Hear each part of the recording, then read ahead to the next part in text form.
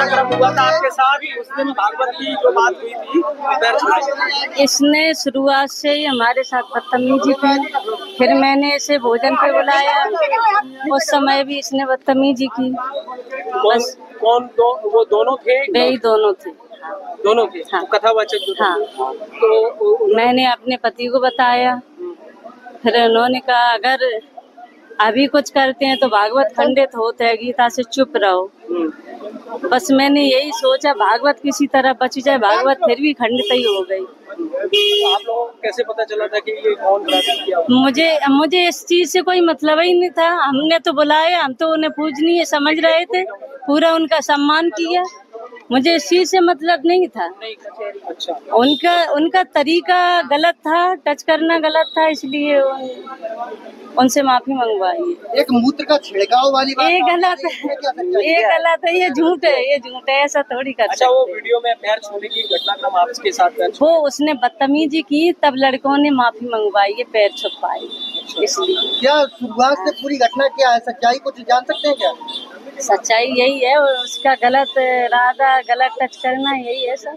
क्या नाम है आपका? मेरा नाम संत सिंह यादव है सर। संत सिंह, ये बताओ जरा मुझे। जी सर। तुम्हारे एक वीडियो वायरल हो रहा है जी जी, बाल काटे गए। जी, ये कहाँ की घटना है और पूरी बात क्या हुई? ये सर घटना है दानरपुर की। तो वहाँ हम भागवत करने गए, वहाँ से लोग, एक पाठक बाबा और एक साथ में पप्पू महाराज वहाँ के जो मंदिर के हैं, वो लोग आए, हमसे भागवत छटाए। हमारे जो मुख्य वक्ता है मुकुटमणि शास्त्री, उनके साथ मैं सहायकी करता हूँ। मेरा नाम संत सिंह यादव है।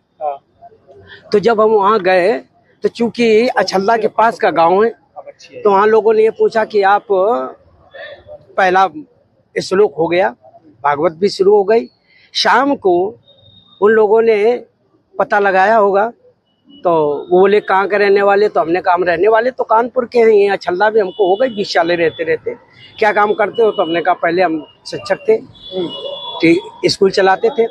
क्योंकि जो मोदी सरकार आई तो उस समय प्राइवेट स्कूलों को बंद करवा दिया गया।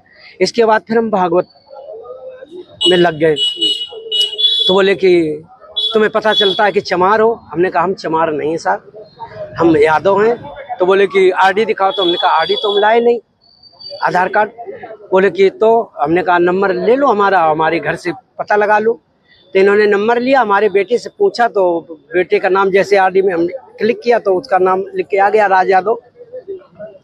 इन्होंने कहा कि साले ये 103 देरी है यहाँ पे ब्राह्मणों के गांव में, तुम यादव होकर के, चमार होकर के यहाँ भागवत कहने आए हो। और इन्होंने बहुत हमें मारकूट करना शुरू कर दिया। रात भर इन्होंने बहुत टॉर्चर किया सर, यहाँ तक कि हमारे बाल काट दे। और जो परीक्षित बना था, परीक्षित की मैडम से इन्होंने मूत्र, बोले भाभी आप अपना मूत्र ले आओ, उसे मूत्र से हमारे ऊपर छड़का इन्होंने। बोले ये अब पवित्र हो गए, ब्राह्मण के ये मूत्र तुम्हारे ऊपर पड़ गया, अब तुम पवित्र हो गए, अब बताओ।